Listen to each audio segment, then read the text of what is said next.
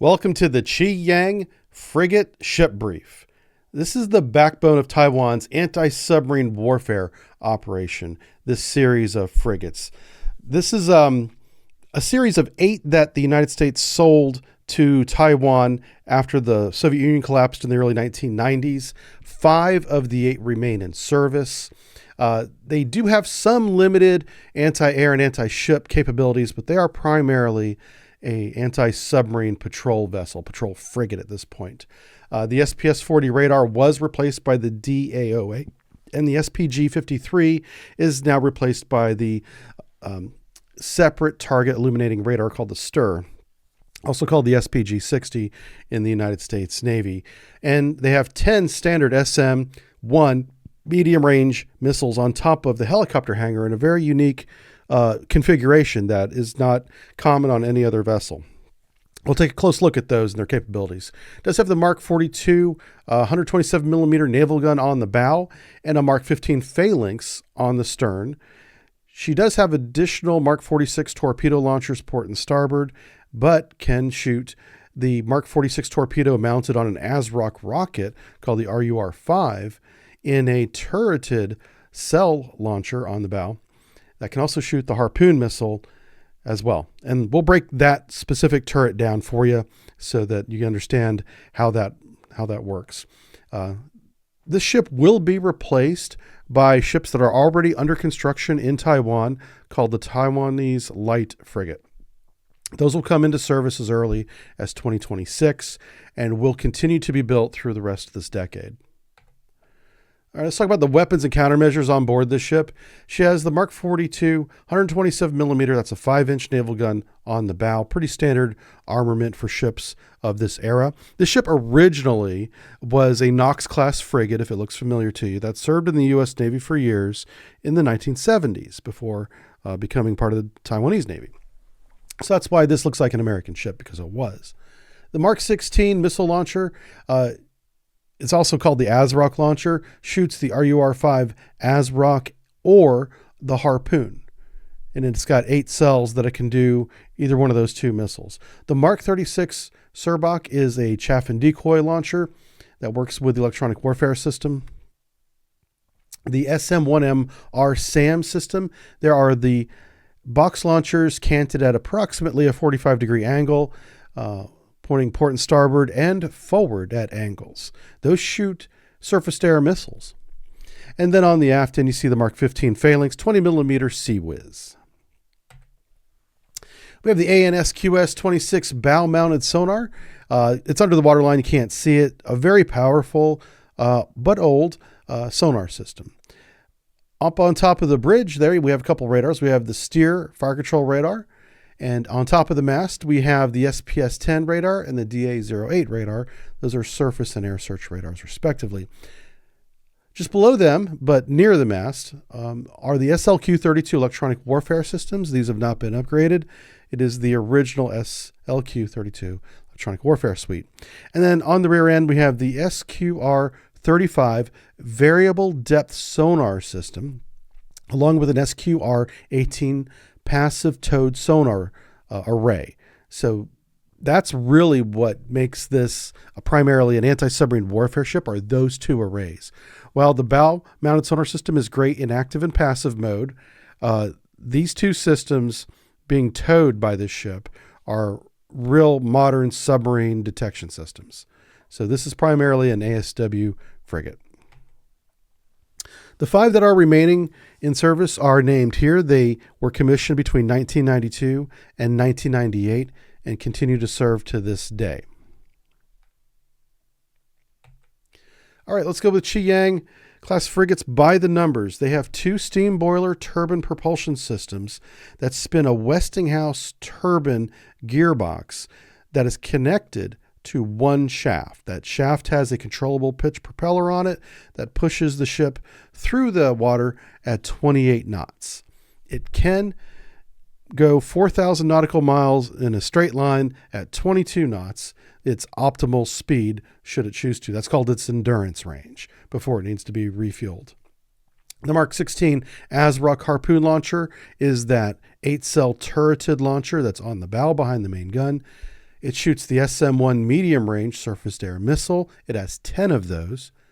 The Mark 42 127mm naval gun is the 5-inch gun on the bow, and the Mark 15 phalanx system is a 20mm close-in weapon system, completely independent of any other radar or weapon system on board. CWIS can always operate independently as long as it has power. It shoots the Mark 46 torpedo as well. It can do that whether it's on RU-R5 ASROC rocket or be dropped from the helicopter or just be launched from one of the waste launchers. It can shoot the Mark 46 Mod 5 torpedo. The Signal DA-08 2D air surveillance radar is on the main mast that is paired with the SPS-10 2D surface search radar. Signal builds and supplies the separate targeting illuminating radar, the fire control radar above the bridge. Very close to that is the Marconi LN66, which is a relatively short range but highly precise navigation radar. It's essentially used not to collide with other ships or the shoreline.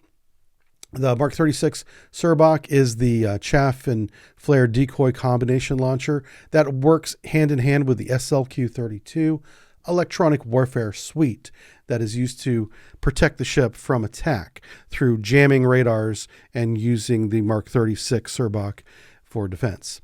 The SQR-35 towed sonar array is a variable depth sonar, and the SQS-26 bow-mounted sonar array is an active and passive hull-mounted sonar. It uses Link 16 to connect with the helicopter and other ships in the fleet. That's a very common data link system. Has the Mark 68 gun fire control system that is linking the steer fire control radar with the CIC and, of course, the main gun on the bow. And it has the FIST, the Frigate Integrated Shipboard Tactical System. That is essentially the system that connects all the radars with all the systems together as one, not just the gun fire control system. And it has one light helicopter. So the Westinghouse turbine, this is a steam turbine, generates 26 megawatts, very efficient. It's powered by steam boilers. This is very old school. This is very 1960s, even 70s technology. Taiwan did consider replacing this system with diesel engines, but decided not to because it would be too expensive and take too long to make those replacements. They instead took that money and time into designing a new light frigate that is being built now in Taiwan.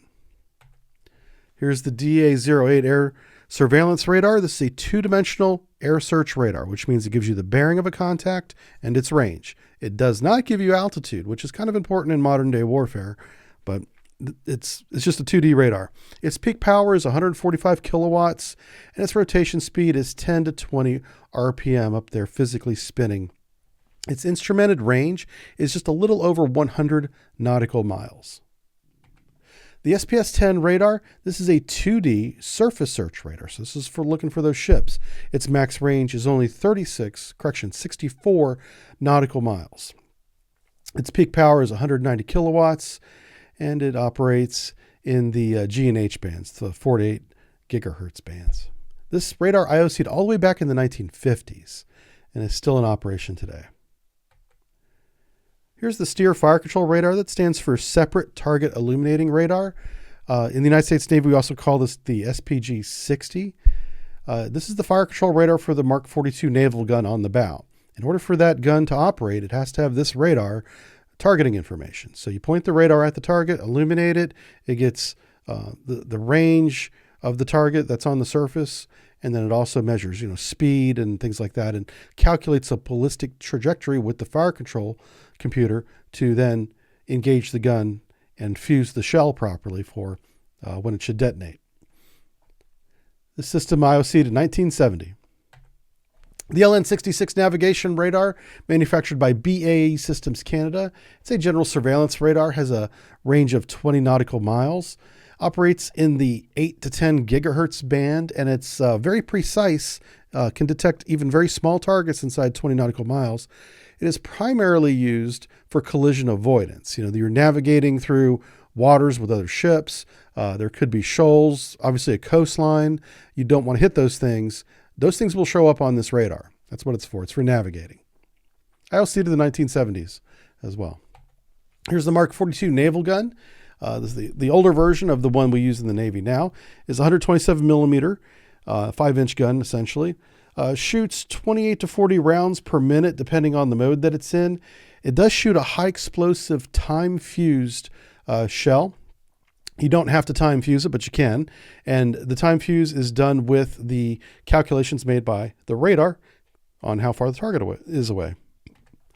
The Mark 16 launcher is a very early version of what became the VLS in the United States Navy. But before we had VLS, we had this 8-cell turreted launcher. This launcher can spin 360 degrees, and then each cell pairing, because there's 2 cells in each arm there, can lift up or rotate up at about a 60-degree angle. And you see that here in this picture here. These are reloadable at sea. This is a big difference between the VLS we have today that cannot be reloaded at sea and this Mark 16 launcher that can be reloaded at sea. So what they do is they have either an RUR-5 ASROC torpedo in one of these that can be launched out, or a Harpoon missile. And there is a magazine on board with additional missiles. So as they expend missiles from these launchers, they can spin the turret to a specific direction, have the box rotate where it's completely vertical, and then they will hoist from the magazine that's below it a missile or an RUR-5 rocket with a torpedo on the front up into the cell itself. So while it does have 8, they can be reloaded. So they actually have a lot more than 8 missiles available to them. Modern day VLS systems in the United States Navy in 2025 cannot be reloaded at sea. That's the big difference here. But just know that they only shoot 2 types of missiles from this weapon. One is a torpedo on top of a rocket called the RUR-5 ASROC. And the second one is the RGM-84 Delta variant Harpoon. Here's the Mark 15 Phalanx close-in weapon system manufactured by General Dynamics. Just about every ship has a close-in weapon system like this. Obviously, all the American ships have usually multiple of these, and the ones that we sell to our friends like the Taiwanese have them as well. This one has one. It's on the stern. It's a Mark 61 Vulcan rotary cannon, very reliable. Shoots the 20 millimeter APDS round at 3,000 to 4,500 rounds per minute, depending on the mode that it's in. It only carries about 1,500 rounds on the magazine, but like the Mark 16 ASROC launcher, this can be reloaded at sea. It just takes a crew member and some time to get out there and do it. The effective range of this round is 3.6 kilometers, which is not bad for a 20 millimeter round. This is radar guided, and it also has electrical optical systems that you can see there on the left-hand side of the radar dome for guiding the gun onto target as well. This can be operated manually or in automatic modes. The SM-1 medium-range surface-to-air missile. These are canistered missiles that are mounted topside on the helicopter deck that we showed in previous pictures. They have 10 individual canisters. This missile has a range of 21.6 nautical miles and a ceiling of 24 kilometers. It reaches a max speed of 2.5 Mach along the way and carries a 115 kilogram high explosive fragmentation warhead. This is a semi-active radar guided missile. ILC to 1967. The RGM-84 Delta Harpoon is an anti-ship missile manufactured by Boeing for surface-to-surface attacks, also called the Block 1 Charlie. This is launched from the Mark 16 ASROC launcher and has a range of 124 kilometers. Its 221 kilogram HE warhead is designed to shred ships, hull and lagging, and then set it on fire. That's the secret behind the Harpoon, is that it leaves behind it a fire that then does additional damage. So don't just look at the warhead size and calculate that as the effectiveness of it. It is this warhead that is designed to set the ship on fire as well. It is GPS guided and also internally guided. It has an active radar seeker for its terminal phase at the end of its run. While this missile did IOC in the 1970s, this variant is from 1985. The Mark 46 Mod 5 torpedo is a lightweight torpedo that is launched on board from either the turret on the front or the waist launchers port and starboard. The 232 kilogram weight is the total weight of the weapon itself. It does run on liquid propellant, auto fuel 2, has a range of 11 kilometers, and has a speed of 40 plus knots is the public number. It is both active and passively homing, and this IOC'd in 1971. It is a very good weapon of its time, but this has been superseded by not just very new mods, but new weapons like the Mark 50, Mark 54. But the Taiwanese Navy still shoot the Mark 46 Mod 5. All right, so final thoughts on the Chiyang frigate is this frigate was strictly an ASW frigate and would be a real vulnerability or very susceptible to air attack until they installed the SM-1MR missiles on top of the helicopter hangar. That was a big upgrade. So that was very important that they did that. They added 10. I'm sure if they had more room, they would add more, but they had room for 10, so they added 10 to it. So this does have some self-defense capability out to about 21 miles if they are attacked. Let's see, the frigates have been in service for longer than any other Knox-class frigate, because remember, this was a Knox-class frigate that IOC'd in the U.S. Navy or commissioned in the U.S. Navy in the 1970, 71 era. And so it's been in service since then. The United States Navy, and then transferred over in 1992 to 94, went all the way in 1998, and still in service in Taiwanese Navy. So that is some 50 years of service. These ships are getting old, which is why they're being replaced by the light frigate. The Taiwanese light frigate is being built now, like I said, and will be coming online between now and 2030. So these will be rotated out as those come on. One of the Achilles heels is the Yingling does lack modern sensors. They did upgrade the ASW system with that SQS-35 variable depth sonar, which was a very good upgrade, but she's still extremely limited in her role as anything else other than a submarine chaser because of her lack of sensors, lack of electronic warfare defense, leaves her vulnerable to attack, in my opinion, and she has very few weapons that can actually defend herself outside a range of 20 nautical miles. So the ship will be replaced. The light frigate has two variants that are coming up to replace it. There is an anti-air warfare or AAW variant. There's also an anti-submarine variant. Both will be commissioned to the Taiwanese Navy and replace these. So this is, for now, the backbone of the Taiwanese ASW fleet, and a very good ship of its time, but its time is past.